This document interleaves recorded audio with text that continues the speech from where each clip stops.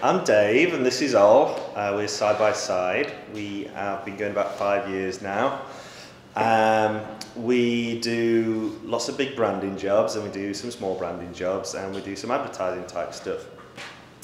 And we're just here to talk to you today mainly about the crafty side of things that we do. So we do some fairly digitally type branding stuff, but then we try whenever we can to just get off the computer and make things as much as possible, because that's a lot more fun. So, who are we? It's a very attractive photo. So me and Dave have known each other since school. So we first met in year 7. This is about year 2 at college. So you can't quite see in this projector, but I'm rocking quite an attractive gold chain there. G-Star denim was a really big thing at that point. Our mums are there. Our mums have known each other longer than we've known each other. Yeah, they were friends. They were from kids' schools, so they've been friends for a long time. So we're best mates, first of all, and then we are business partners second. So everyone says don't go into business with your family or friends, but for us it's like the best thing ever. This meant you just get a suck about with your best mate all day. People pay for it. Nothing's gone wrong yet. We've got 2 kids each, so 4 kids between us.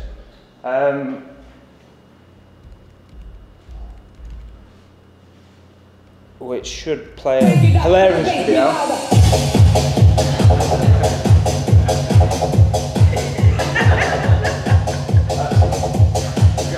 Alfie and Georgie and Frankie, amazing.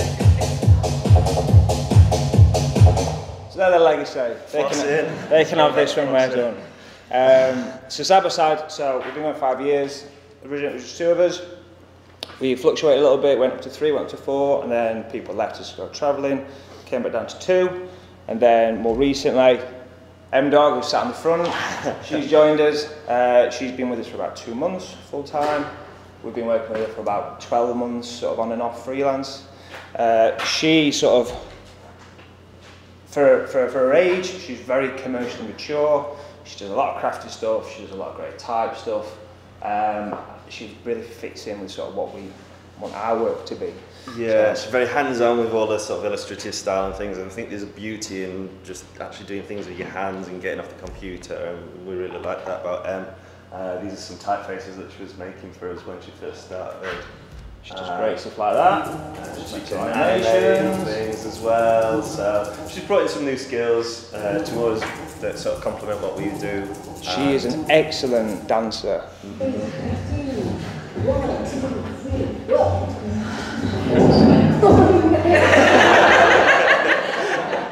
And she does scare.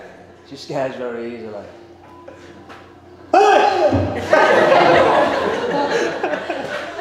Sorry. And in her words though, she's small and cool. But yeah, we love Em. That's Em. Check her out, check out her Etsy, buy some shit. And so this is our studio, so it's a very working studio all the time. It's only probably the size of this bit of a room, but we really use it to its max, don't we? So most of the time it's either, you know, we're drying stuff, or it's a big sort of photo shoot area, or it's just a shithole, or we're just like exploding things and stuff. So we sort of like got to a point a couple of months ago where we were like, we can't live like this anymore. So we've just next door to us, luckily, we've rented this like workshop space as well. So we've got more room to actually make stuff and have saws, and that's cool.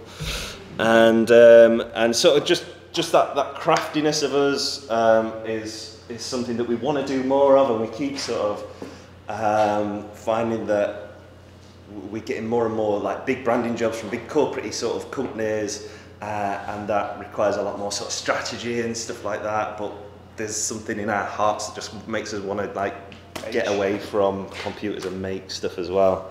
I think for me personally, and I'm not embarrassing because he's here today, so a lot of this came through from my from my old man, and we'll talk a little bit about sort of Grimm & Co and our involvement with other people there, but I think the craftiness probably came from me growing up with him and seeing that he could you know, turn his hand to most things, and I always found it amazing that he could just sort of like he wasn't scared of just like knocking down a wall and seeing what's there, and then, you know, that sort of thing, and I really like that. And most of all, he's just really tight, so, you know, he'd much rather make something or mend it than buy something new, and I think that's a great thing to have as well. And they always wear matching coats. Always. When they go out in public. So we'll talk a little bit more then about the stuff that we do. Crafts, these are just little experimental type stuff. We're always just messing about with things and just trying different things to see what they do. So when we first started side by side, we got about 12 months in, and we'd sort of been to college together, done uni and things, and then we did like 6 years in industry in pretty sort of boring, standardy jobs, like your typical print and design shops, little brochures and stuff like that. And we just sort of reached a bit of a ceiling where we were running shit, but we were just really bored with what we were doing. It was just like sit in front of the computer all day long. So when we set this up, we were like, okay, we need to get doing things. We need to. We'd gone to a place called Off in Dublin in the first year. Offset. Yep. Offset. Yeah. Off and Offset, 2 different design festivals. So Offset in Dublin, really good design festival. We saw a lady called Jessica Walsh, who partner in Sagmeister Walsh, another cool design company over in America, and she. You know, we saw the work that she was doing, and she was sort of pushing boundaries with her, you know, getting off the computer and making shit, and she really inspired us, gave us a bit of a kick up the arse. And when we came back after that first year of just being sort of all right, we started sort of pushing ourselves more to do more sort of handcrafted things. We brainstormed what we could do with this craftiness, and we came up with this idea of side versus side. So we had a fight, which was a typographic fight. So we had 12 rounds. We'd do a piece each week. We'd put it up and get on the internet against each other in a blog. People could vote for it. Bit gamified. Whoever lost that week, their sort of health bar went down a little bit. So we had no real sort of plan for it. We just wanted to see, you know, what we use. And we quite organically just sort of went to things we'd never tried before, trying things with matches, with food. I think Dave tried to get some cocaine, but couldn't manage it, so used some sugar. But we wanted to just try all these different things and just see what we could do with it. And it worked. It was nice. It turned out, yeah. So it got featured on a load of blogs and things. It got some bit of like notoriety and things. So that was cool. And one of the questions that we set on one of the weeks was, what's the most important thing that you've learnt so far? And my response to it was, just do good shit, because if you do good shit, other good shit happens. It's sort of like commercial karma. So if you just try hard, you know, it'll work out well. And that became sort of a bit of an internal mantra for us. So we use it a lot as just like a bit of a motivational thing for ourselves, and just a bit of a reminder sometimes when you do get bogged down in those real heavy big jobs that, you know, you need to just do good shit, and other good shit will eventually come. And we make stuff out of like tiles, and that was a mosaic thing that we did. Never mosaic. Never. Horrible. Horrible. We were there all night. Horrendous. But then the commercial karma part of it came around when then one day we got a phone call off Sainsbury's, and they were like, "Oh, we've seen this stuff that you've done online. Do you want to do some stuff for us?" So we were like, yes, we can do that. So they were doing a project called Twist Your Favourites. And it was about putting a little twist on everyday meals. So it was like adding chocolate to your chili. Chocolate to, just spag bol, that sort of stuff, honey in different dishes. And anyway, so they gave us a range of like ingredients, and then said, you know, create those, and then we'll use them in all our advertising and stuff. So we just got a load of ingredients, and we got to play about and just moving them about and create some nice typographic pieces from them. This was the first project, first major project we'd done where we got to use craft for a big client. Mm-hmm. So we probably went too far to the nth degree of looking for all the perfect wood, and we spent days just battering wood with nails and hammers and chains to distress it to the perfect distressed look we wanted. But it all came out. We did this in the stairwell in our building. When some people wanted to walk past, just go up to work, we say, "Sorry, you can't work today." And it came out all right. We originally wanted to cast some concrete, in a mould, but we ran out of time, so we had to make do with what we had at that time. And it came out fine. Improvisation is a big part of craft. Yeah. So yeah, we did stuff like that, and that ended up looking like that. And then we did like chocolatey one, which was nice. We did range. I think there was about 12 or 15 of them in the end, and they all look quite well. They look shit on there. Look really nice on there. They look a bit shit up there. Have a look at our website. But what was nice about it is we're in a building not far from here. There's 4 floors, and there's us on the bottom as quite creative, and everyone else is fairly sort of digital. And we've got a glass door on the entrance of our building. Everyone walks past, and you can always see them looking in. And sometimes we'll stick their head through and say, why don't you just do it on a computer? It's fucking fun. Yeah. Same because this was our first round. I can remember because you were on holiday when they phoned. I just remember dancing in the thing like, yes!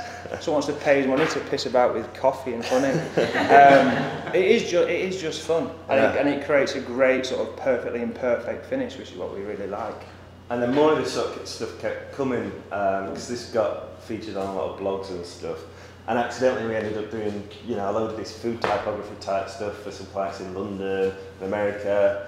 We did some Arabic typing from Dubai, so that was all really cool. But what we did see from that was, because if you look at food type, you'll find people like Marmalade Blue, Becca Klassen.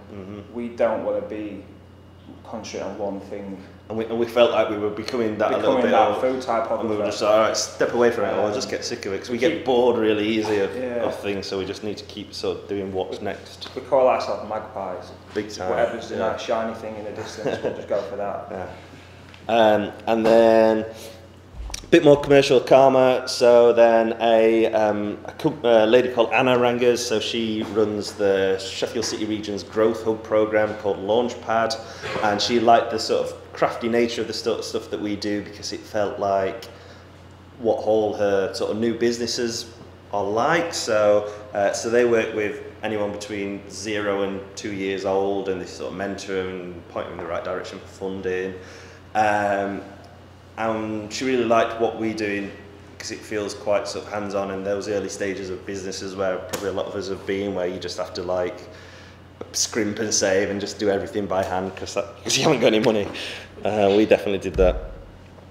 So what we did as a bit of an idea was we created the 9 letters of Launchpad, and each one represented one of the businesses that they'd helped set up over the last couple of years. So we got to create loads of these big sort of 2 or 3 foot high letters. Let's go to scrap yards. We've got ripped open gearboxes.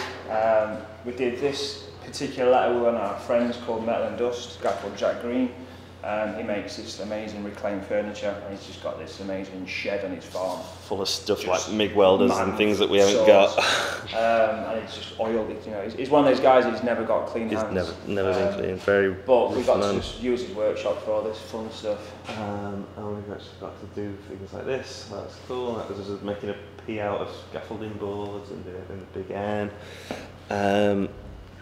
And this is us sort of making a little football pitch. So this is us shopping for rugs in IKEA. Yeah. We wanted one to look like a dog. So Game of Thrones. Sort of dog fur. I think that was that sheep. Close enough. We weren't allowed to skin a dog. And it's not very ethical skinning dogs. Too far. No. And these are sweets. So we've got like hundreds of boiled sweets. This was a really cool one to make. So this is sort of letter C, and it represents a delivery driver. But we thought, can we just make this sort of thing? So this was a cool one to make. Loads of modelling equipment, didn't we? Little fake trees and grass and ferns, and created a scenic scene, a little row, a little van, little hills, trees. This was such a fun day. Reminiscent. We just got really geeky, didn't we, out of all the really fine details. We've got like railway sets and all sorts in our house now and all this stuff. We haven't, promise. And then we had to shoot it all. So we shot it all. That was cool in our studio, and then it all turned out like this basically. So we've got the L that represents a little microbrewery, so that's all tiled little beer pump. The A was a sweet shop.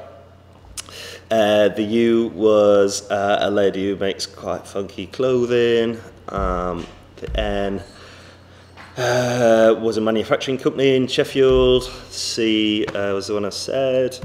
H was a sort of, the word's not knitting, is it? Crocheting type clothing, big chunky knit clothing lady. P was a coffee roasters. A was a dog walkers, and the D was a football coach. So they were all really cool. And then we did a big launch event in January, and we got asked to make the awards for them as well. So we'd found these old chunks of wood knocking around, and we'd seen this process online with resin, and we thought, let's try and do that, and they turned out really shit. So because there was all these air bubbles in the resin and all sorts, and they were just fucking terrible, and it was like the morning before, and we were like, are they going to settle or not? And they were all wobbly. It was meant to be, the brand colours we used were yellow, fuck, because it was meant to come out clear. And it came out yellow. But we sanded it all down, and eventually they look like that. They look quite cool. And then that's like a full one, so it turned out alright in the end. Which most stuff does if you try it a few times. And these are just some random stuff that we do. So we did a little project. We do lots and lots of side projects. And this was all about creating explosions that we photographed in super sort of high shutter speeds, and then they turned out like these. And then we just photograph everything, so we just really liked looking at oil slicks in roads, and then we were like, can we sort of make our own ones of those, and they came out like that. That was really hard to do, so we'll not be trying that again. And then we like sort of like getting hands on and the textures that stuff like lino and things creates. And then this was a little thing that all did digitally. We still like the computer very much. We're not all sort of about the craft. We do like the computer, but it's a tool just like a hammer or a saw. We don't sort of stick to it. This is a cool one. In fact, we saw like a little article on the internet about something called Neverwet, a spray on stuff, and then water just repels off it. So we got some of that, tried it with a stencil, sprayed it on, chucked loads of beer at it, and amazingly it worked. Yeah. And this was this is an animation for a new brand that Emma was working on yesterday. So got that one in there, and then we did this big cityscape for like a London city sort of company, and it was all about changing your perspective. And as the video pans around, it looks like that. And that's dead cool because it was fucking massive. And then we do like typefaces, and this was something for Burton Street, and we sort of gave them all these blocks so they could create all their own posters and things as a brand asset. And then we like to sort of do a bit of sign writing and paper making. We made all these cool origami things out of envelopes for an envelope company. So even though it was like a really boring company, we thought we'd try and have some fun with it. Getting a bit painting, a bit hands-on, and that's when we turned 4 last year. We do lots of, is that doing anything? This is another brand that we're working on at the moment. Some more of M's illustrations, and some photography, some beer bottles, and then not everything goes quite right. This is a bit of a test.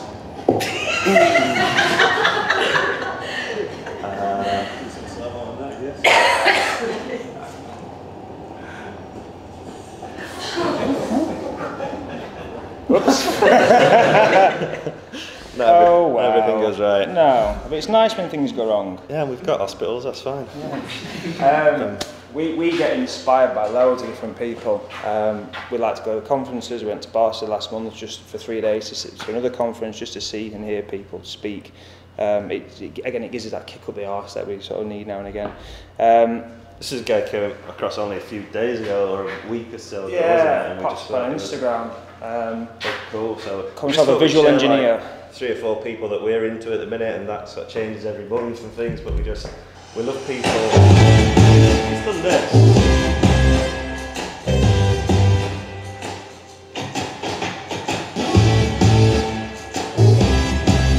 It's alright. Yeah, fairly standardy sort of advert, but then you see how he's actually gone and created it. So he uses these robots. And it's all completely real, shot at the highest fucking frame rate by this robot arm.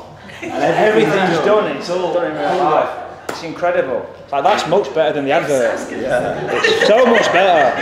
Advert was a bit shit, but and it's just, and he tests it all out, and he's called himself a visual engineer. So he works, he builds his own props and his own machines in SketchUp, and then manufactures them, and it's just next level stuff. Yeah. But that should have been the advert, because that's far more interesting. This is a company that we saw in Barcelona the other week, and they did all the Channel 4 graphics and things, and they're quite cool. You should check them out. Double G. They had a nice story, didn't they? They bought a 3D printer. Yeah, they spent like $1,000 on a 3D printer or something. More than that. $5,000, whatever it cost. And they created this bear walking upstairs, and they wanted to make the first video that had been 3D printed. So they animated one, an animated 3D. I don't know. Yeah. Anyway, so it looks like that. Yeah. So they had to make, what was it, 50 or 100 of these bears, all these individual bears. Yeah. So they had to put all of these in slightly different positions, going up these stairs, and then pull them all together and photograph them all. And they look amazing. Just stop-start. Well, they don't. They sort of look a bit shit, but it's amazing the whole process of it. But it's that shitness that's nice. Yeah, and the fact that it took shitness it took like 6 months to 3D print all these bears. It just was running 24/7 weeks for 6 months. But that level of idiocy, then you're just going to do that for nothing other than the GIF. It's just, we love that. It's great. This guy's called G-Monk, who does lots of projection mapping. So again, very different from what we do, sort of crafty hands-on stuff, but this is more digitally stuff, but still done in hardware, real life stuff. We loved his story anyway. It's a great story. Yeah. So he did this, so he was a bit sick of his job, so he spent 750 quid on LED lights and made this prison. And then he just did this little mini video for it, and it looked pretty cool. He put it out there on the internet. And thought nothing else of it. It was like, oh, I'm going to try and work for myself. And he just did this cool thing, that was it. And Adobe saw that. Adobe saw it, and we're like, alright, well, we've got 20 grand. What could you do with that? So he got all these lasers and mirrors, and he did something really cool with that. And then he works with robots as well. And then Audi saw that one, and Audi were like, well, we've got a couple $100 grand, what can you do with that? And I just love that from 750 quid, he's now working with like Audi and Mercedes and all these fucking massive companies that pay him ridiculous money to do crazy stuff with projection mapping and robots. And so they're the flat canvases that this guy getting mapped onto. Which they choreograph with this guy to work with it. These two robots called Bot and Dolly. It's just crazy stuff. Sagmeister, mentioned him earlier. We had this image hammered into us at college. We saw his dick every week. Yeah. Gets it out all the time. Yeah, all the time. It does, doesn't it? So our lecturer just loved Sagmeister, and he showed us this, and he was like, very prepared to go through pain, design, scar yourself up. And he did a film called The Happy Film, which is on DVD and stuff at the minute. Really, really good. It's just about how to find happiness in your life, and these are some of the just scenes from it where he's just trying to do all these scenes that didn't really pay off. But all the cutscenes are really cool from the film in itself. It's worth watching it just for that. And it's a really nice film, actually. It's not massively designy, so it's a lovely film. It's great. That's cool.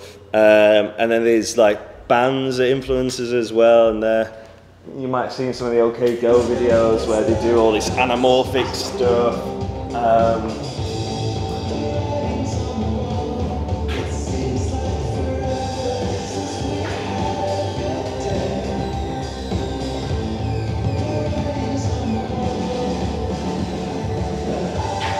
When someone does something, you get really pissed off because you wanted to do it yourself. Yeah.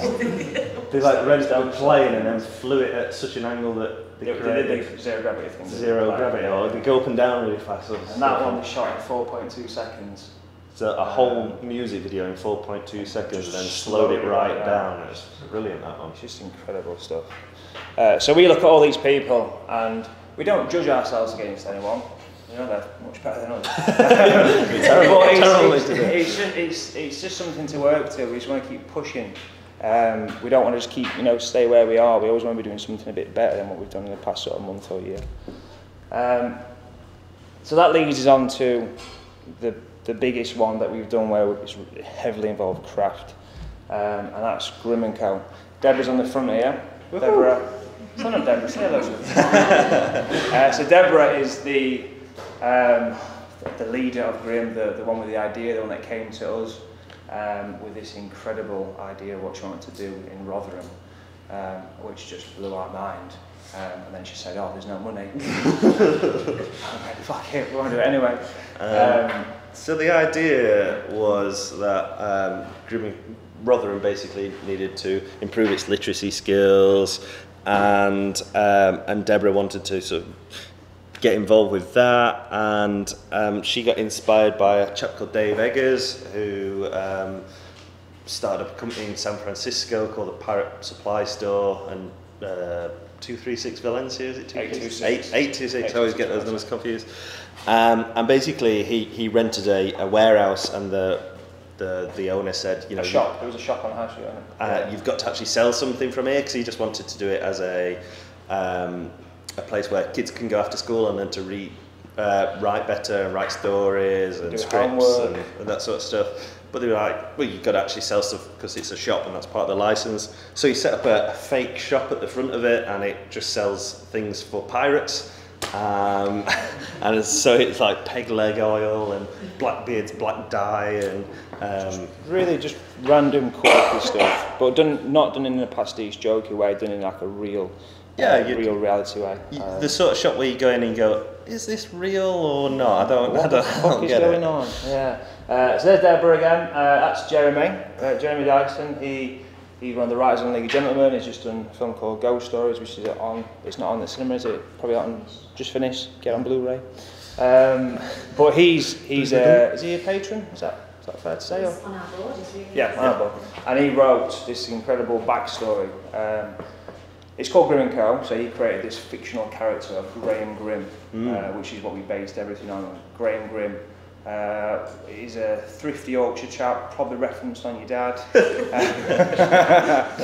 Makes a lot of his own stuff, doesn't want to spend money, but he's the seventh son of a seventh son, so he's got the ability to see magical beings, and he saw a gap in the market to open up a shop to sell these things to magical beings. So that's a sort of a very quick sort of 10-second story explanation.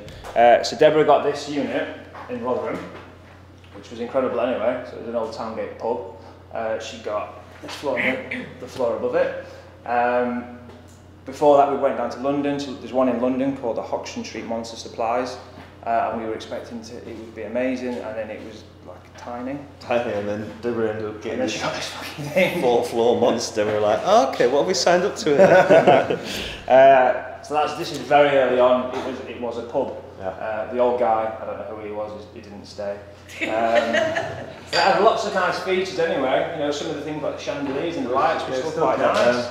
And then we got to just, these are a few shots of just what it did look like, and then we got to sort of ripping it all to shreds basically and taking it all to bits.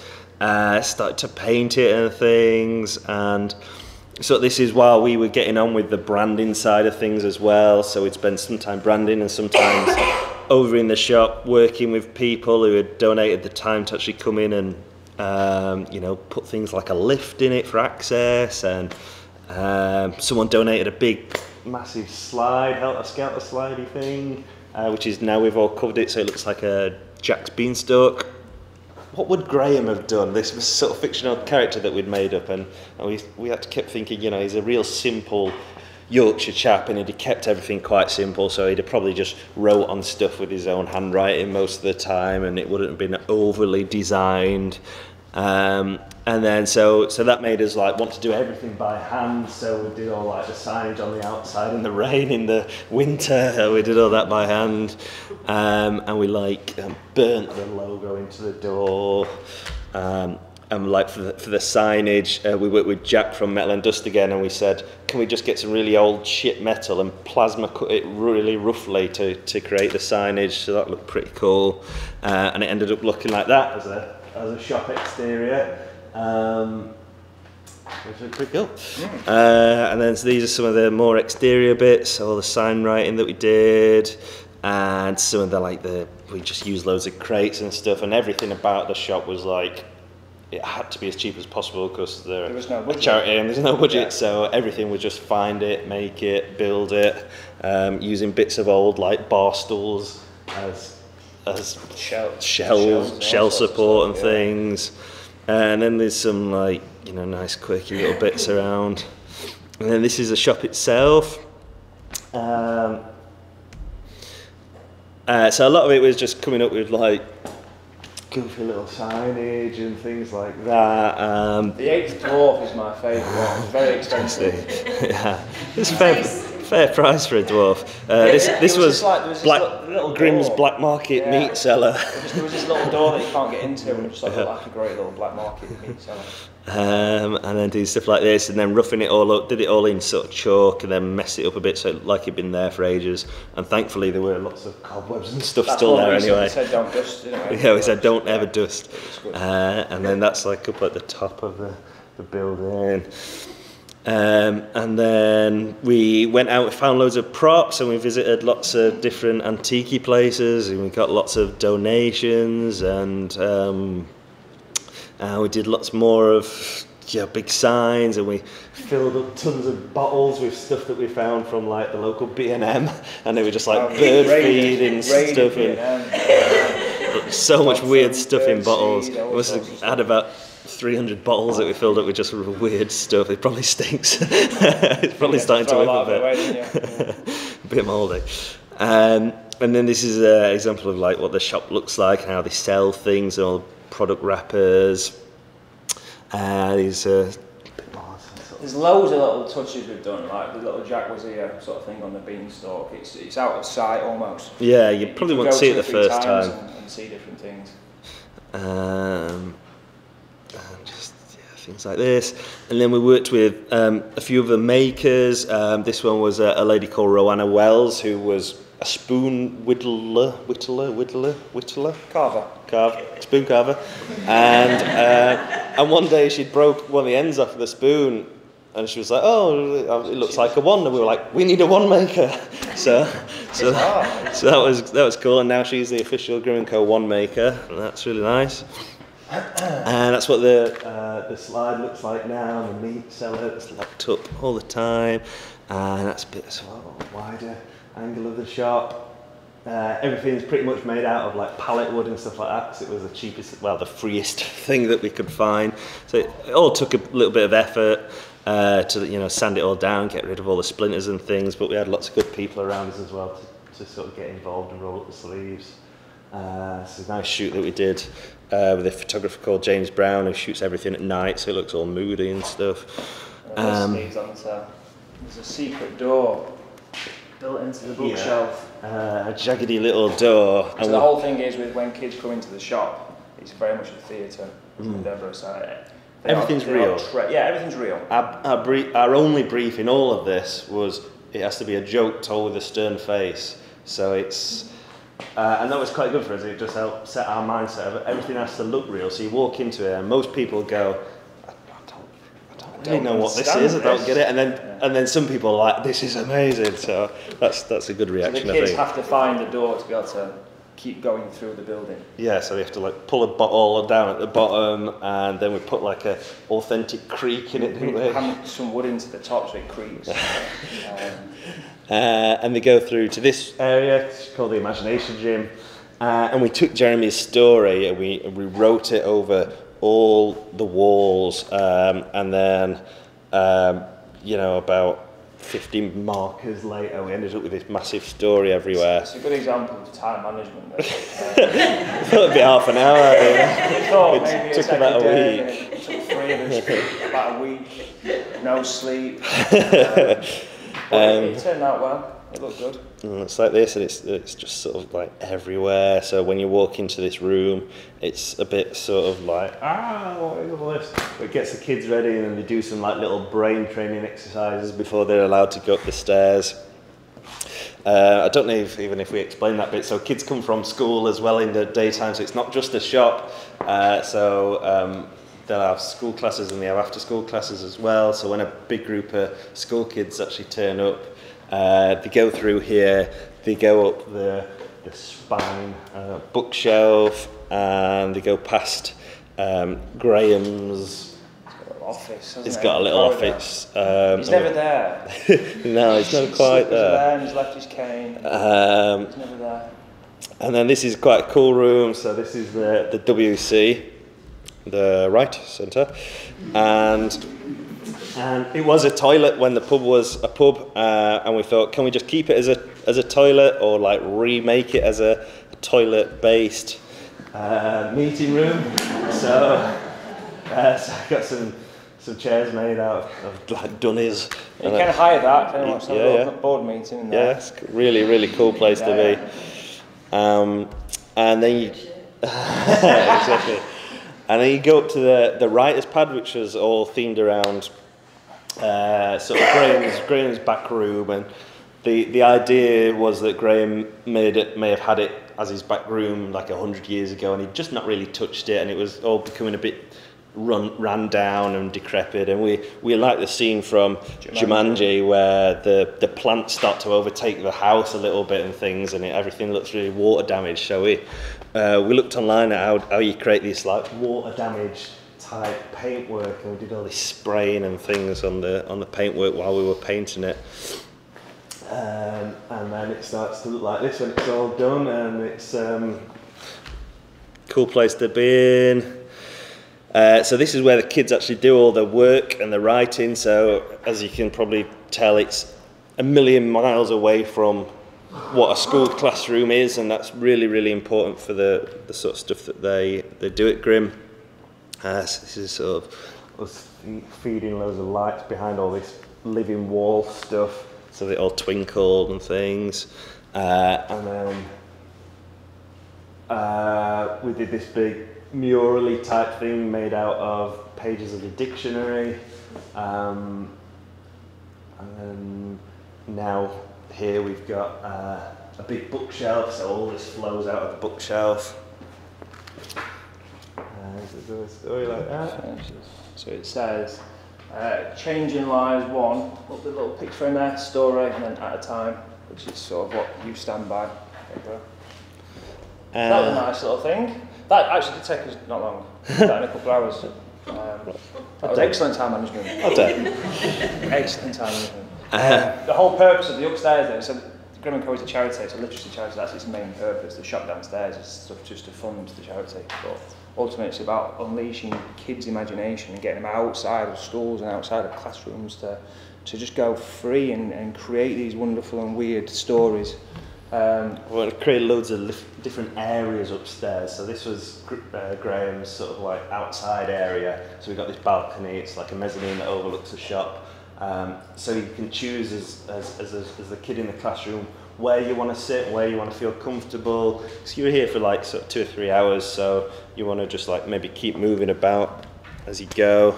And that's like sort of one angle where the bookshelf and things is. There's desks, there's cushions on the floor. That's the slide, the top of the slide that you can see there. I suppose the important bit about all this, there, a couple of quotes that we'd found online or something that were quite good. You've created something profoundly astonishing in the heart of our broken town, which helped inspire our young people with renewed impetus. I can honestly tell you that you've successfully reignited a hunger for literacy in all our Class 5 pupils. So that was really nice to hear. So we came into this going, oh, this is cool and designy, and you know, this might be good for our portfolio and stuff, and then we got to start like seeing what we'd actually created. So Jay was bullied at school, he had no friends, he's autistic, his confidence was rock bottom and he didn't like writing. He's been coming to Grimm for 14 months now and he wouldn't miss a session for the world.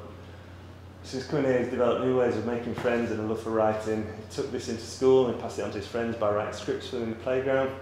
He became popular and was voted head boy. His confidence is growing all the time, and it's because of Grim & Co. And that's... It's a bit of most, isn't it? Mm. For us, that's really lovely, I think. Well, that's sort of where we are with Grim. We've got loads more work to do with Deborah. She never leaves us alone.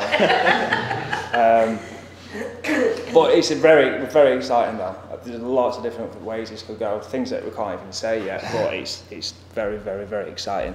And what she's doing and what all the volunteers are doing, it's just so needed in literacy in Rotherham and everywhere. Everywhere yeah, needs a Grim & Co. everyone needs a Grim & Co.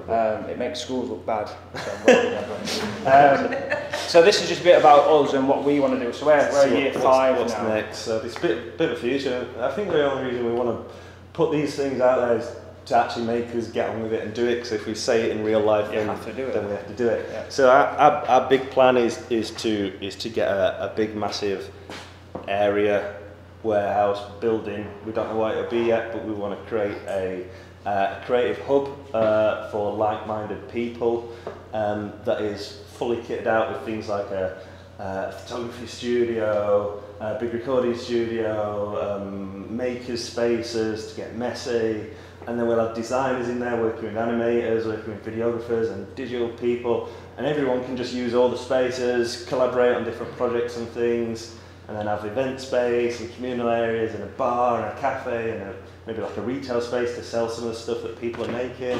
I want to create this thing in Sheffield, but we don't quite know how to create it or where to create it yet, so we just thought we'll put it out to 50 people and see if anyone's getting any ideas. Has anybody money? Yeah, all money, yeah.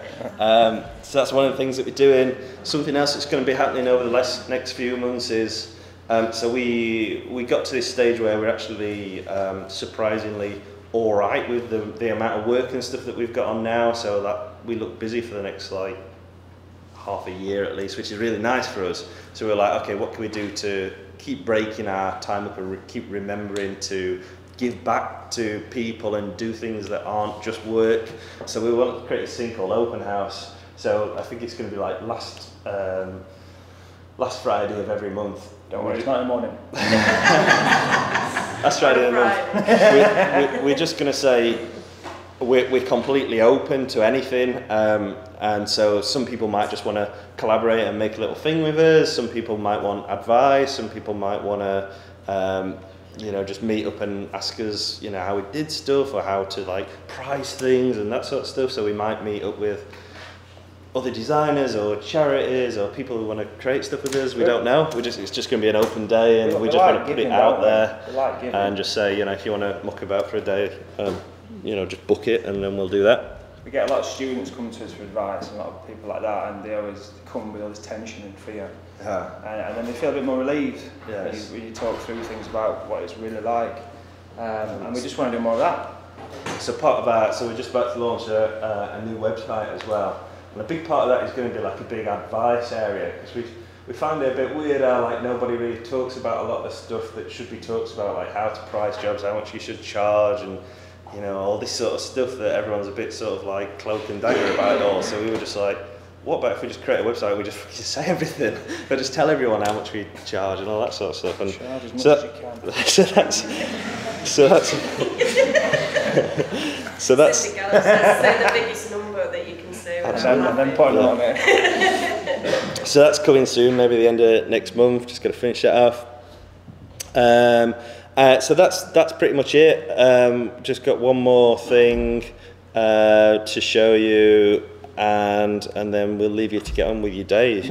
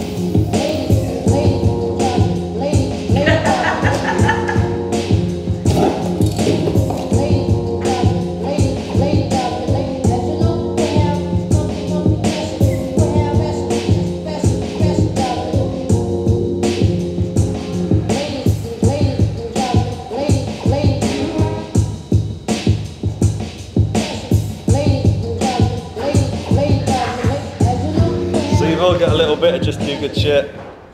And never set smoke bombs off inside.